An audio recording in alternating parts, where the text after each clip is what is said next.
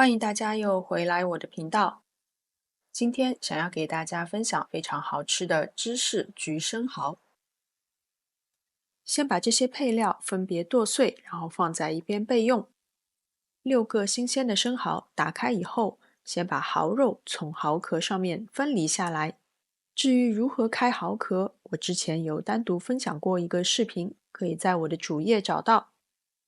煮滚一锅水，然后放入生蚝和1大勺的料酒，大火先汆烫1分钟。把蚝肉汆烫一下的目的呢，是为了让它在烤的过程中不再出水，同时也能够确保它在烤完以后是熟了的。汆烫好的蚝肉捞出，然后再冲洗一下，沥干水分，放在一边备用。融化大约20克的黄油，然后爆香蒜末和洋葱末。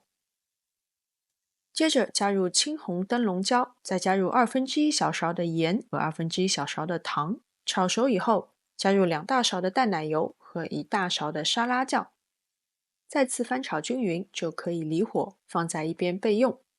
汆烫过并且沥干水分的蚝肉再放回蚝壳中，淋上刚刚炒好的奶油酱。因为有几个生蚝没有办法放平整，所以我在下面垫了小的烤碗，你也可以在下面铺盐来固定住生蚝。总之让它不要东倒西歪，不然这个芝士奶油在烤的时候都会流出来。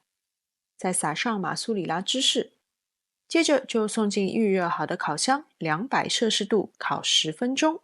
出炉以后马上撒上欧芹碎，就可以趁热享用了，真的太香了。我们可以看到超过水的生蚝一点都不会出水，而且你们看这么肥美的生蚝，吃着实在太过瘾了。好了，今天的视频就到这边，非常感谢大家的观看。